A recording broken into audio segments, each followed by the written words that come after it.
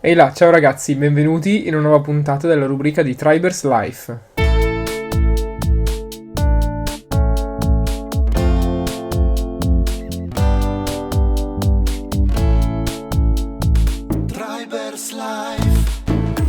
Oggi è una nuova puntata della parte di bug hunting di questa rubrica, quindi della ricerca di bug. E negli scorsi episodi, di cui vi lascio qui un link, abbiamo visto come Mattia e Fabrizio ci hanno parlato di bug di valore e di WAD. In questo episodio invece ci sarà Tommaso, uno dei nostri amati TL, che andrà a farci vedere come si può eseguire una classica campagna di bug hunting sul sito di Epson. Quindi a tutti gli effetti andrà a eseguire quelli che potrebbero essere degli use case che potreste trovare all'interno di dei manuali. Se non sai di cosa sto parlando quando parlo di manuale di use case, abbiamo appena fatto un video sulle basi della piattaforma di Tribe, anche di quello ti lascio qui il link. Ma a questo punto direi non perdiamo altro tempo e vediamo cosa ha da dirci Tommaso, quindi passiamo la parola a lui.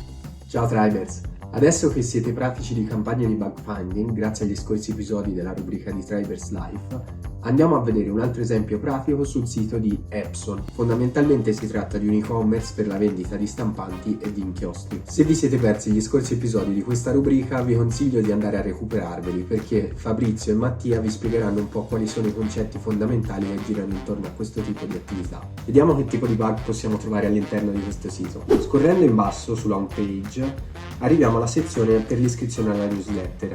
Accanto troviamo tutte le icone dei vari social. Cliccando sull'ultima di queste, atterriamo in una pagina che riporta il classico errore page not found. Questo è un bug classificabile come malfunction high. Immaginiamo adesso che ci sia stato chiesto di testare tutte le funzionalità legate al proprio account, con particolare attenzione al processo di acquisto, e ci viene anche richiesto di effettuare uno stress test su tutte le funzionalità del processo di acquisto. Questo significa che dobbiamo andare a provare tutte quelle azioni che non sono tipicamente comuni dell'utente, ma che si potrebbero verificare in qualche caso particolare. Quindi per prima cosa proviamo ad aggiornare i dati del proprio profilo. Quindi andiamo sulla pagina dei dati personali e proviamo ad aggiornare il nome e il cognome. Cliccando su aggiorna si può vedere che i dati rimangono invariati, quindi in questo caso ci troviamo di fronte nuovamente a un bug malfunction high. La stessa cosa non vale invece per la data di nascita e per il telefono, che invece vengono aggiornati correttamente. Quindi adesso proviamo ad iniziare il vero e proprio processo d'acquisto.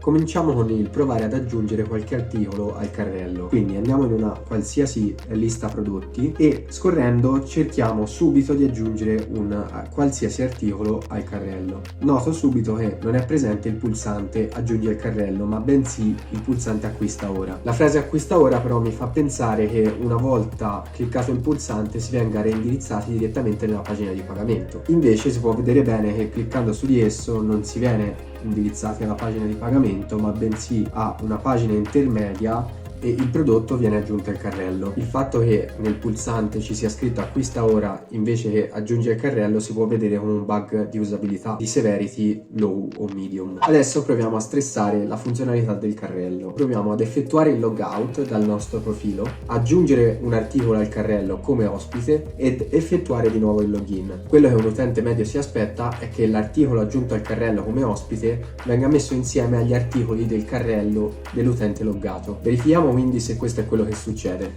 Effettuiamo il logout e aggiungiamo un qualsiasi prodotto al carrello. Nel nostro caso proviamo con un inchiostro. Quindi prendiamo questo 604 Ink Series, lo aggiungiamo al carrello, verifichiamo che nel carrello ci sia appunto solo il nostro inchiostro perché non siamo loggati nel nostro profilo, e accediamo nuovamente al nostro account. Come potete vedere, il contenuto del nostro carrello è stato sovrascritto, infatti non è più presente la stampante che avevamo aggiunto prima al carrello come utenti loggati. Questo bug è categorizzabile come un malfunction high o addirittura critical se c'è un focus specifico sul processo di acquisto. Questa è una prova tipica che si può fare per stressare il processo di acquisto di un qualsiasi e-commerce. Quindi spero di esservi stato utile e di avervi dato qualche spunto per le prossime campagne di bug finding. Vi saluto e ripasso la parola a Carlo.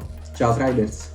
Ok, beh, grazie Tommaso della parola e direi che è stato davvero utile per questo video di Tribers Life. Ci hai mostrato come trovare specifici bug in degli use case e come assegnare le categorie e le severity correttamente. Dopotutto sei un TL, quindi sai esattamente queste cose. Per ora ragazzi, se c'è qualcosa che non vi è chiaro scrivetelo nei commenti e vi risponderò come sempre. Se invece volete vedere altri video della rubrica di Tribers Life, qui trovate la playlist dedicata. Per il resto noi ci vediamo settimana prossima in un nuovo video.